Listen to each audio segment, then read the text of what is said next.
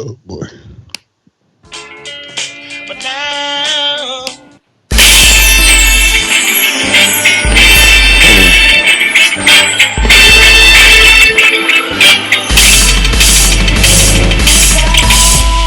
You are now rocking with the best. The Big Flo O Show.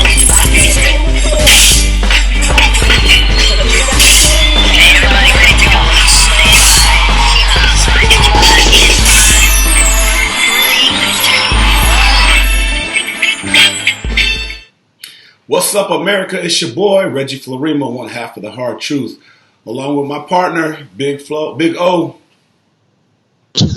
Say what up.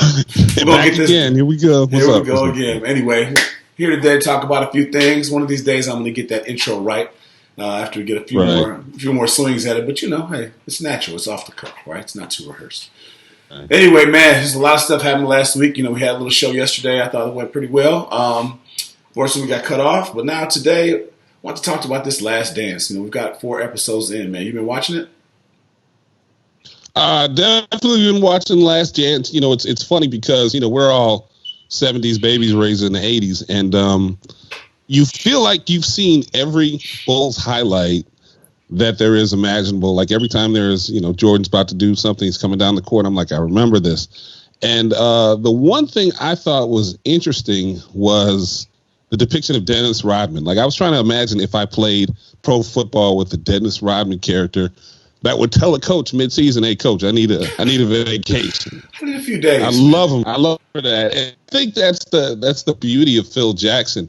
Here's the one thing I did not know. I did not know that Phil Jackson came from. I knew he played in the NBA, but I didn't know he came from obscurity like that.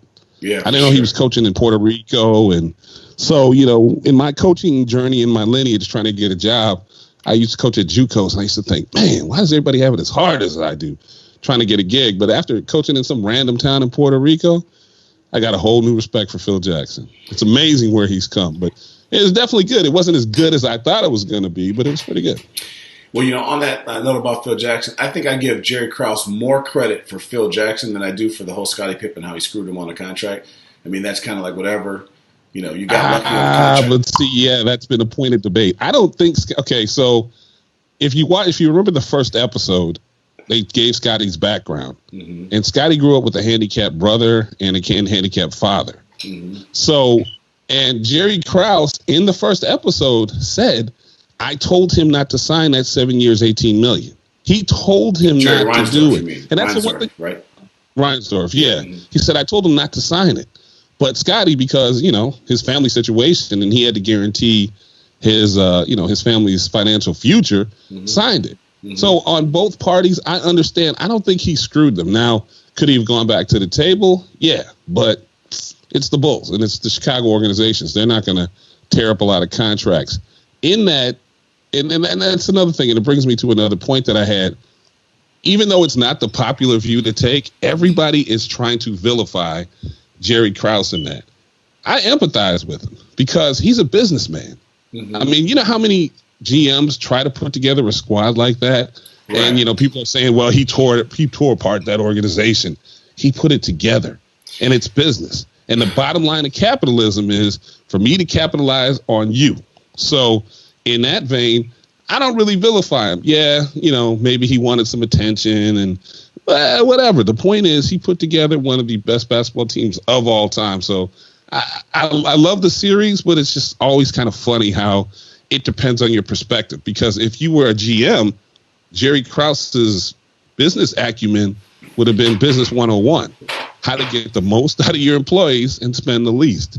So I get it, which is kind of funny because obviously I was a former player. So I would say this. I'd say you're right. And when it comes to him, being you got to say genius for putting things together. Again, more respect for him with Phil Jackson than even with the Pippen thing. The Pippen thing, he put out a deal out there and the guy bit and he took it.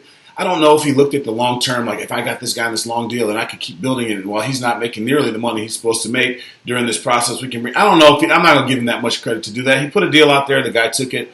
He took advantage of the fact that, like you said, his family needed the money. He did whatever. I find it interesting when Jerry Reinsdorf gets on there and says, I told him not to sign it. The dynamic between Krause and Reinsdorf is the weirdest I've ever seen between an owner and a GM that doesn't have like a huge name. It's not like Krause was some guy. If you look at like when Big Tuna was the GM and the head coach in football, where like I don't know if I really want to upset the apple cart. He's so powerful, but Krause is like this dude that came in who was given power by Reinsdorf to do all these different things.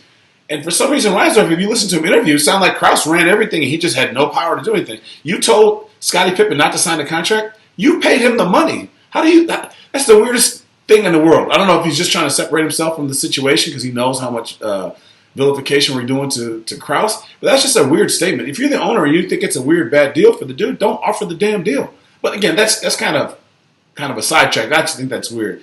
I think Krause. I mean, again, he went and got some people, man. I mean, they went and got Kukoc. We didn't love that, but he was a nice piece to the puzzle. It seemed like that team. Every time you lost somebody and you were mad, it worked out. Like, when Horace Grant was leaving, I couldn't believe it. I loved having Horace. But, it worked out. They went and got different people. And so you got to give him credit for it. You got to give him credit for how he put it together. But that being said, he still tore it up at the end.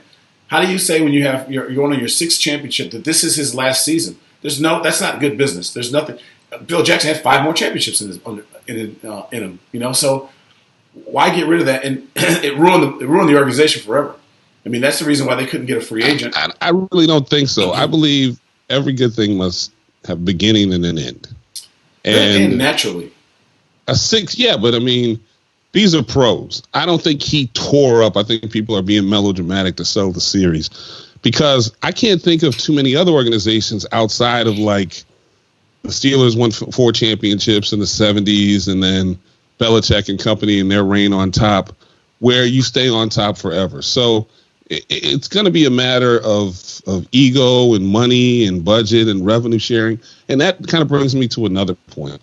I think athletes in the NBA or just in pro football in general, especially in the infant stages of the NBA, because what happened was the NBA changed images with the Bulls.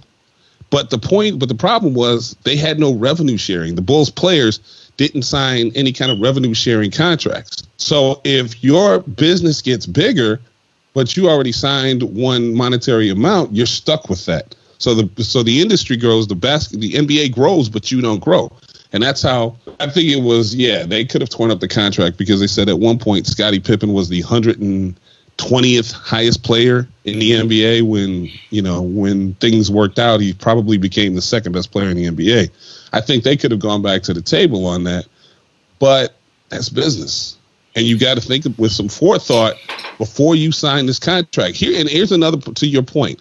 When you're talking about relationships between owners and GMs or GMs and head coaches, I was having a conversation with John Mitchell, the assistant head coach of like 25 years of the Pittsburgh Steelers. And there was a player that had come in from the University of Washington.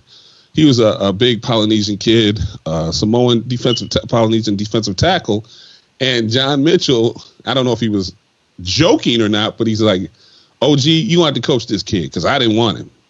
And this is in training camp. I was an interim coach. Yeah. And I'm like, you didn't want him? And he's like, yeah, I didn't want him. Kevin and them brought him in. Kevin, whatever, the GM of the Steelers. I forgot his last name. And I was like, wait a minute. You guys don't pick the players?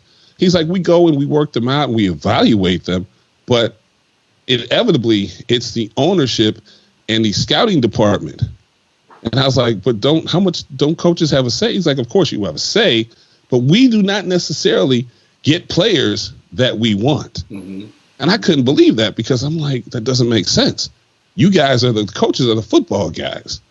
But he's like, nah. He's like, go ask Kevin. You're paid to coach the people we like. If you don't coach them right, we'll go get another coach. I mean, it's so fun. Well, I mean, yeah, not necessarily at the Steelers. They're not going to go fire John Mitchell. It's not going to happen. Mm-hmm. He's been there for some odd years. But the point is, that relationship, you would think that, it's one big meeting and mm-hmm. every coach signs off on every kid they bring in. Not necessarily. I mean, in some cases, the head coach doesn't even do it.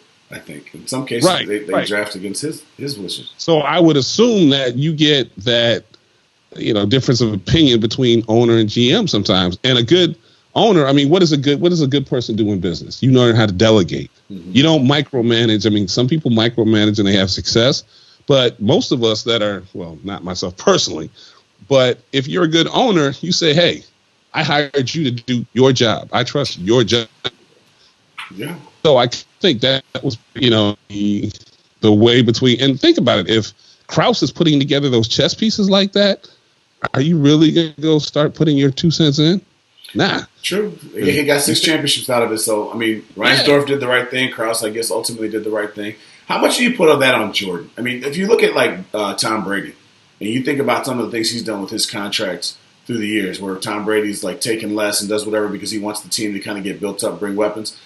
I had a kind of problem with some of the and this is back, I think, to episode 1 or 2, where Jordan was talking about, I don't think Scotty was right and he was doing this. Scotty was absolutely right?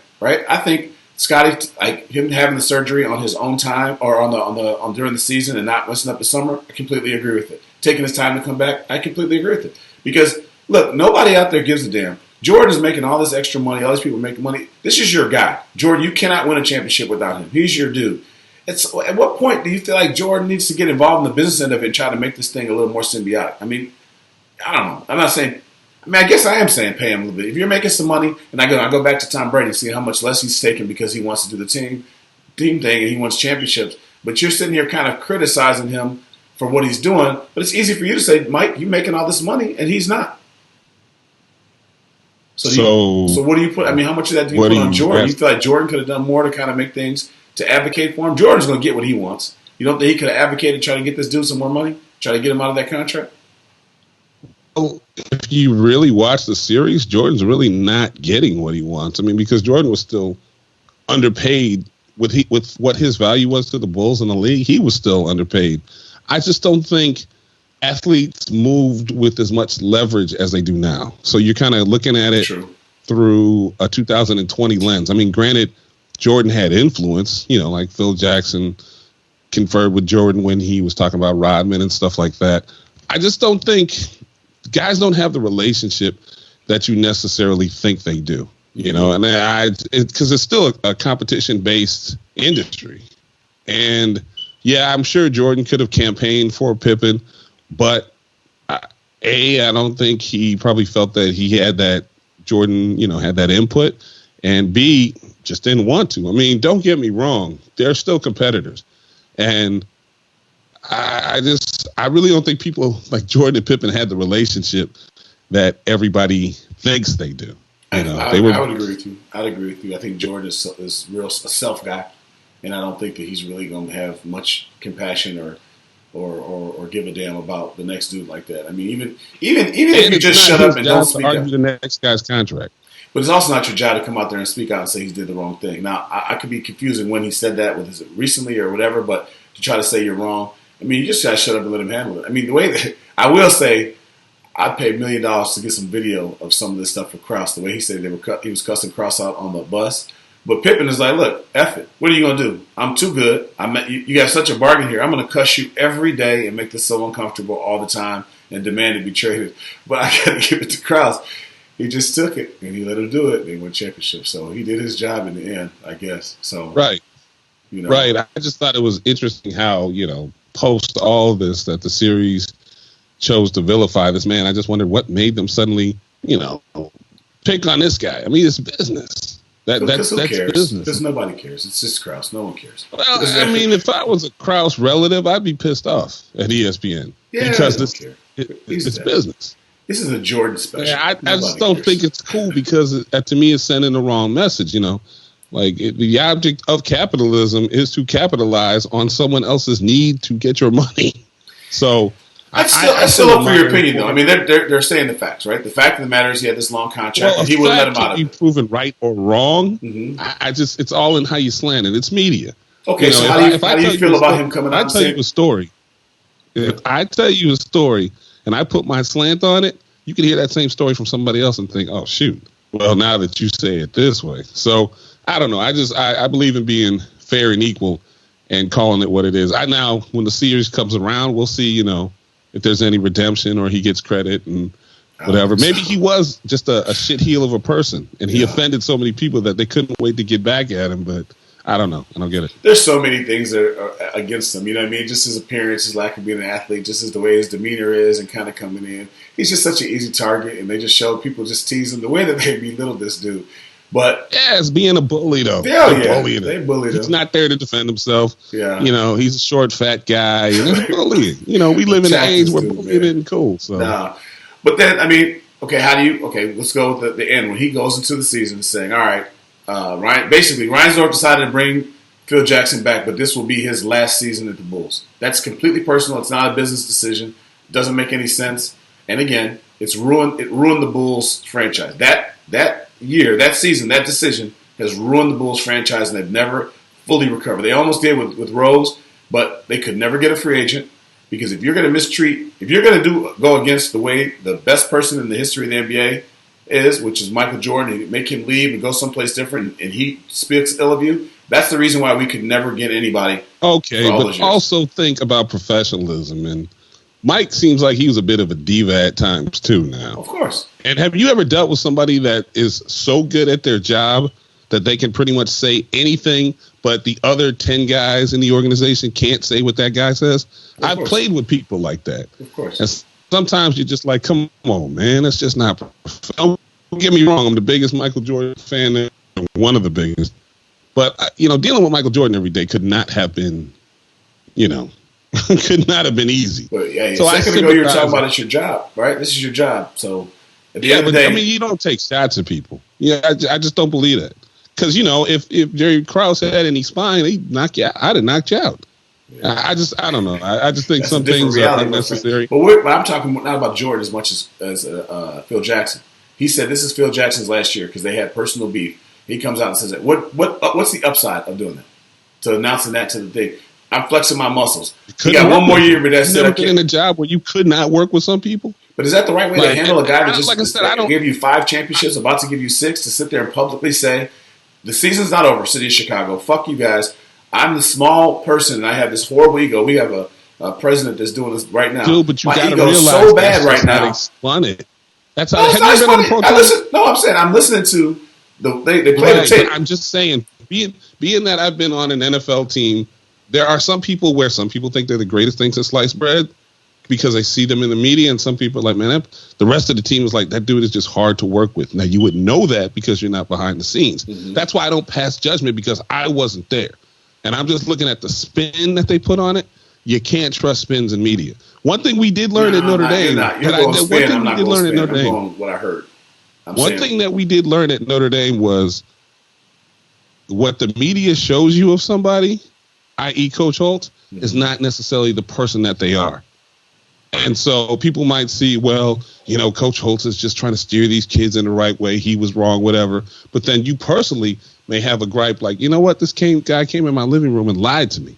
But you don't know because you're not there. You're not behind the scenes. That's why I just say I'm a little leery when someone enjoys that much success and is still ridiculed. There's got to be something there. Now, don't get me wrong. Jordan and Pippen and Rodman and Paxton and Oakley. I mean, they all had Horace Grant, and all the stars that came through the Bulls had a lot to do with that. But I still got to give that man credit because there aren't too many other franchises that were able to do what he did. So he must know what he's doing.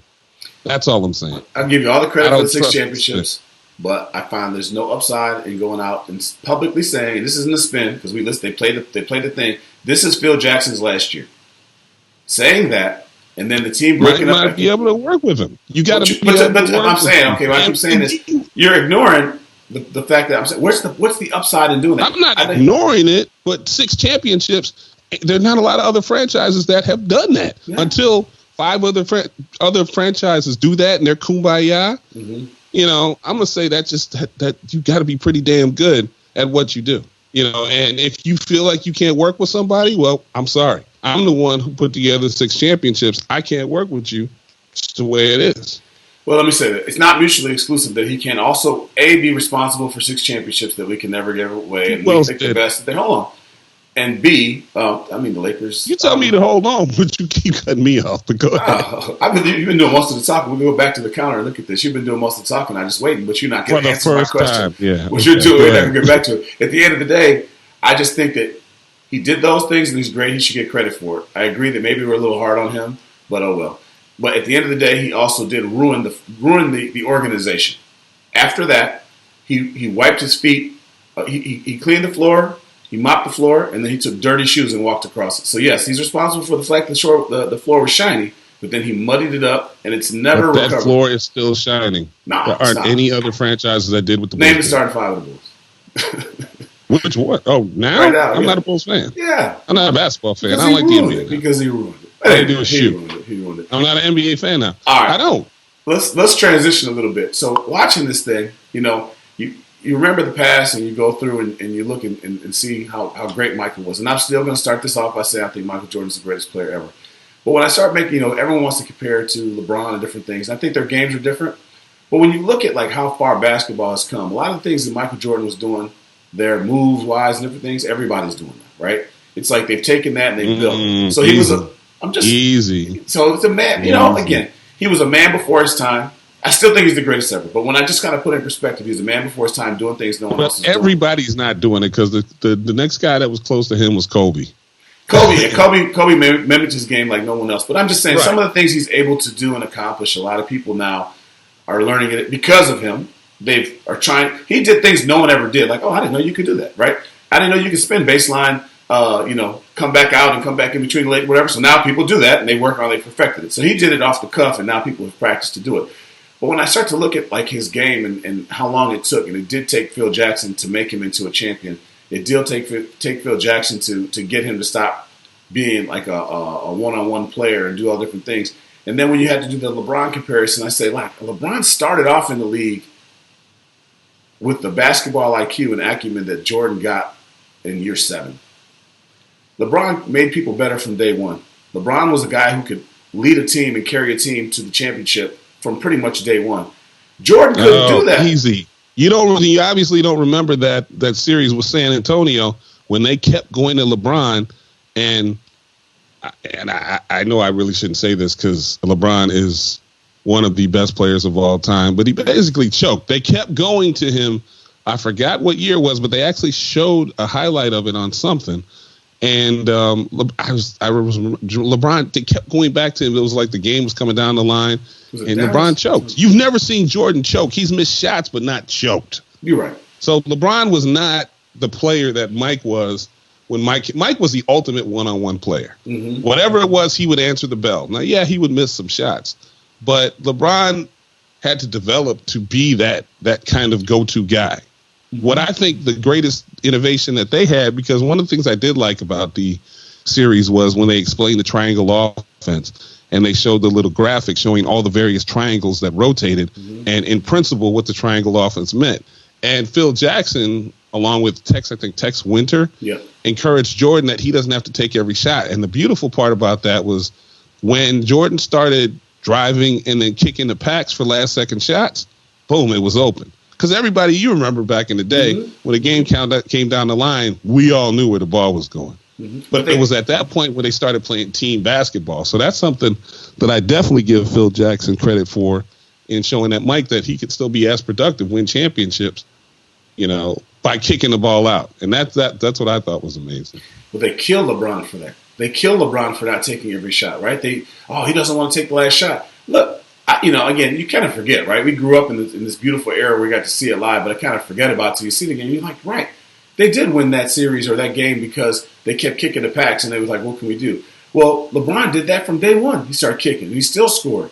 But, I just look and say, all right, well, when LeBron came in this league, yeah, maybe he has some chokes. And, they're not going to – it's never going to be apples to apples. You can always go find it. And I still think Jordan is a better player. But when you start thinking about comparisons, it's not just, to me, a slam dunk in so many ways as people like to say it, because LeBron, could carry a team by himself and take them really far. Until Scottie Pippen got there and Phil Jackson can't take over, we lost. We were getting swept in the first round and stuff, so we did good. Jordan did great. People went and stopped Jordan in the game, and we got blown out by the Pistons. And then I think it was the Boston. We got swept in the playoffs. So everyone wants to say, hey, Jordan's is undefeated in championships. Yeah, when he finally got to the championship, yeah, they went undefeated. But, what about the times where he couldn't do it by himself until he had it? And then also with that triangle offense, the way I'm looking at it now, and you're definitely more of a basketball guy from a knowledge of it than I was. I'm more just a fan. My playing days stopped at freshman in high school. But how much do you give to the triangle offense? I mean, because he did it again in L.A. until they kind of figured it out. TB and who? Phil Jackson. He went and did it They again. ran the triangle. I know. So my point is, we give Jordan a lot of credit for the championship and say how much of a champion he is, but like it's almost like the Brady Belichick argument. Is it Brady or was it Belichick? I don't know. I mean, Phil Jackson went and did it again. So Michael didn't go do it again. The player was the system, is what you're saying. I know that. Yes, well, that's the question. I mean, it's a combination of both. It's a marriage. It's a perfect symbiotic marriage of both. Mm-hmm. You know, one of the things that I thought was also kind of interesting in the explanation of that was, okay, the argument always pursues, and people always talk about who's better, Jordan, LeBron, Kobe. To me, whenever you argue who's better or who's best, you have to look at the person that did it first. And I'm not saying that Jordan was the first one to do it. I mean, you had Oscar Robinson, you had Dr. J, you had Elgin Baylor. He had a bunch of great NBA players. But Jordan pretty much revolutionized the way kids wanted to play basketball. Absolutely. And so that's why when we have that argument and people talk about with LeBron and Kobe, they were biters. Remember the word bite back in the day? Yeah. If you copy somebody else's move, you were a biter, and that was a Not bad as much thing. LeBron as Kobe, but yeah, when it comes to Jordan, but yeah. Well, no, Kobe did everything like Jordan. Like whether it was standing there with Drink his Gatorade, his hands on his hips. yeah, stupid stuff. Yeah, just everything. You know, when did a great job. Jordan used to put his hands on the back of his hip and sit there like Kobe copied everything verbatim. But to me, you can't have that argument without giving credit to the person that did it best. And Mike revolutionized basketball. Mike revolutionized the way kids wanted to handle the ball, the way they wanted to move. And then, you know, his just gravity-defying abilities athletically, you know, just changed the game. So I have to give Jordan all the credit in the world, but it's generational. Obviously, our guy is going to be better than the next guy. But look who did it first. And so that's why in that argument, I always shut the barbershop down with that one. I try to be more fair. I mean, again, Jordan is always going to be, in my mind, the greatest player. Just kind of just the way he just programmed my mind as a youth. You know, I felt like everybody. I used to think when I was a kid, God, it would really suck to live anywhere other than Chicago. When we were winning those championships, I was like, everybody must hate that they're born in a different place. That's how much it was, how wonderful it was to be a part of that when we were growing up. But then, you know, I do think everything gets better. So when you try to compare Jordan's era to the eras before that, you're like, okay, yeah, that's kind of. You know, that's old school basketball, and a lot of people look at Oscar Robinson and don't give him the credit. Like, I've never seen Oscar Robinson play, but a lot of people in that era are going to be like, oh, you guys don't realize nothing. You know, so everyone gets stuck on their era. But I think the scores in the NBA now are better than they've ever been. I know the defense is not as physical. You can't body slam people and do whatever. Well, there you go. But then, and to me, you can't gauge it the same because I'm just obviously the league was far less physical. But, like, you know, when Jordan played in college, there was no three-point line, right? So, like, of course shooters are going to be – of course they're going to be better now. People have been shooting three – some of these guys in the NBA never played a basketball game without threes, right? So – or probably all of them have never played a basketball game without threes. So, inherently, shooting is a lot better. You look at the centers back in the day. Is it better, though? Does more necessarily equate better? No. And statistically, we've had that argument before. We got to take it to Google at some point. I don't know if we ever finished that Google thing. It's a lot better just to argue and yell and talk about it, though. They shoot with the law of averages. If you do something a lot more times than the next guy did, chances are you're going to enjoy a lot more success. So that's why I don't necessarily say shooting is better. I think, you know, it's just like saying the NFL is better. And you could argue that. But back in the day, there were things that you could do in the NFL that you can't do now, obviously. Yeah. The NFL has gotten probably faster, but it's far less physical. So if you're a wide receiver, does that make you better because you'll catch a ball over the middle because you know somebody's not going to decapitate you. But if you know somebody's going to decapitate you and you still catch it, to me, that makes you a better player than a guy who knows, well, if nothing else, I'm just going to get tackled. Okay, I think with most sports, let me just say football and basketball so I don't get myself caught in a circle here. As time goes on, the players have gotten less tough, and as time goes on, the players have gotten more skilled. And what I'm saying is, I'm not going to say the players. I'm going to say the rules in the game. The game. I'm not going to call those guys not tough. I'm not going to say not tough, but let me say just the way that people. Yes, okay. The game has gotten less tough. I'll give you that because I mean, before you and I played, people could grab you by your face mask and throw you down the ground. They damn near would call 911 if someone did that. We were growing up. When we were growing up, horse collar was. I don't know how to play football if you couldn't horse collar. I don't know how to play football if I couldn't butt my head into your head. Those are my two favorite things: hit you with my head or grab you by the horse collar where you're trying to get off a block and tackle you. And now you can't do that anymore. So now that people have to have a little bit more skill than they did, but the guys had to be tough enough to handle being horse collared or handle being tackled head to mouth and get up, play with a concussion. Or, I mean, the older football players you see, I mean, your fingers aren't very sexy, but some of these other guys, their fingers are just, faced every which way but loose, the way that they're facing. Well, let's talk about the evolution of basketball. Mm-hmm. When they were showing the Detroit Pistons footage, did you look at it through the lens of, man, that's not basketball? Like, one thing, I used to hate the Jordan rules, but I used to love the conflict. Mm-hmm. It was a fight, man versus man. You knew every time Jordan drove the lane, he's going to get hammered. Mm-hmm. Do you like basketball more so now, where it's less physical and less of a physical contest and more of a what's the word I'm looking for here? It's more of a contest of skill versus the war that it used to be. Whereas every layup, I kind of felt like when I was growing up, I didn't even notice the war, right? Like, it just seemed regular to me. And as a lineman, you know what? I played basketball. I never called foul. I felt like, we had to touch each other a little bit. So I kind of like that. I don't like the lack of accountability that they have now. I think that's come from this. You look at, guys like Harden who just kind of watch and just look you lose, and they're just trying to make the I'm going to outscore you, but I don't want to play any defense. I hate that. People don't take pride in the defense. Well, to me, that's the mantra of the game. When you talk about scores being better, it's just like, how many points can we score? But we're not going to actually play defense. And it takes a little of the strategy out of the game. Mm-hmm.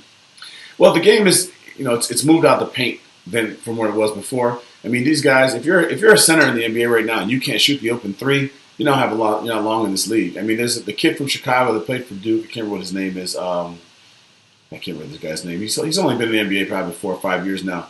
I mean, this guy he was an old school post move guy, did everything well. They won I think they won the NCAA tournament his senior year. Okafor, whatever his name is. Jahlil Okafor. And now it's like he's a relic. He couldn't even do it because he's an old school throwback post player. They don't have that anymore. These big centers are shooting threes. They're putting the ball on the ground, doing different things. In our day, centers couldn't, they couldn't run the break. They couldn't be part of the break. These guys, I remember when Shaq went down and he did the break a little bit. That highlight was forever because he actually ran. Oh my God, he's 7 foot tall and he could actually contribute on the break. The skill level has just gotten so much better with the shooting and everything there. I mean, the Steph Currys of the world, obviously, he's the best shooter in the NBA. You say that, but then I don't think if you're a big man and you can't post somebody up and play with your back to the basket, that doesn't make you more skillful. Mm-hmm. Because Shaq was one of the greatest centers of all time. Lou Alcindor, Kareem Abdul-Jabbar was one of the greatest centers of all time. So I don't necessarily dictate skill by how far you can be away from the basket and throw it in because you shoot 20 times and it goes in 6. I don't necessarily dribble better. They can put the ball on the ground more. They can do that part of the game, yeah. But I mean, it takes an art form. Have you ever posted somebody up and hit them with a sweep move on the post and dunked it? The footwork alone is a very skillful proposition. So I don't necessarily associate skill with just offense. And I think that's the way we look. It's like, okay, if you see a football game and the score is 45-40, are you thinking, man, that was a great game? It was a high scoring game. Like, okay, how do we look at what is it? The conference that Oklahoma's in. I'm drawing a blank. Big 8. Big 12. Big 8 football. Big 12. You watched Big 8 football last season. It's a shootout. What'd you say? Big 12, I'm sorry. Big 12. Mm-hmm. Big 12, yeah, it's a couple years ago. Yeah. You look at Big 12 football, it's a shootout, but it's like, man, nobody plays defense. No D. And to me, skill, like that's another point that I did like about the series because most young kids will probably just ignore it. Did you see the tenacity in which Scottie Pippen and Rodman, when they were playing defense, how they were like practicing defense? And Rodman said he'd bring a couple of buddies to the gym and say, all right, shoot from there. To me, that's part of the game. Yeah. The game is offense and defense. So I'm not going to say guys are better because to me, they're playing less defense now. I want to see some more defense. Have you ever you've seen in All-Star games 187, 186. Yeah. That's not a basketball game. That's just guys shooting around.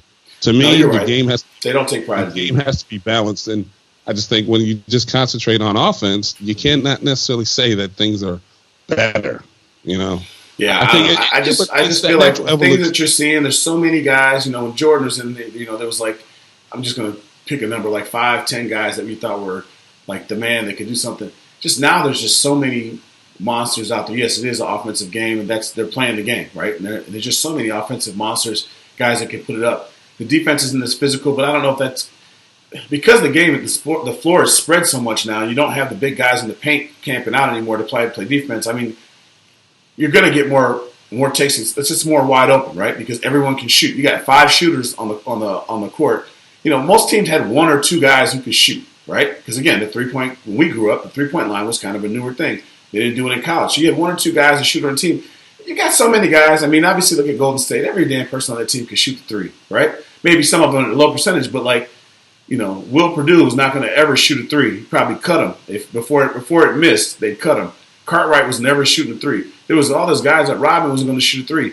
Man, just about everybody out there, unless you're just a monster dude who can just dunk over everybody, you better have some sort of a jumper. So, I don't know. But well, see, I think that is one of the misnomers of today. I'll wrap it up real quick because we got to be out of time. But I'm not going to call something better because there's more points scored. It just doesn't make sense because if you look at the great San Antonio teams with big fundamentals, can't think of his name, drawing a blank. Big fundamental. That was one of the best. Tim Duncan. That was one of the best teams of all time, and I've never seen Tim Duncan really shoot. So I'm not going to go so far as to say, well, there's more points scored and everybody has better skill. They can handle the ball. They shoot more and the scores are higher. Defense, to me, is an integral part of any sport or competition. And until there's more of a balance, because the game will evolve. It'll go back and forth, just like football. Football goes from defensive battles, which is sometimes kind of boring to the casual fan, to high-scoring games.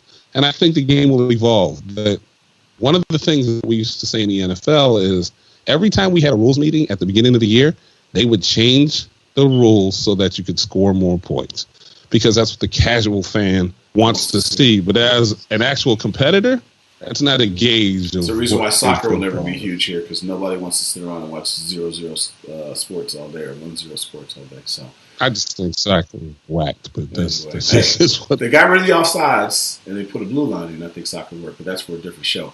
Anyway, guys, I've seen some people putting some comments in. We weren't really used to taking those things. I haven't had a chance to read them, and Oliver can't see them from what we're doing. But next time, I think we'll try to pay attention to that a little bit more. Been a great show today. Great talking to you, Oliver, seeing what we had to do. So, well, better luck next time. I won't dominate you so much in my arguments. And in that case, I'm not going to let you talk. All right, man. Until next time. All right, guys. Day has come, but let you know where I'm coming from. Yeah, baby, what you done for me.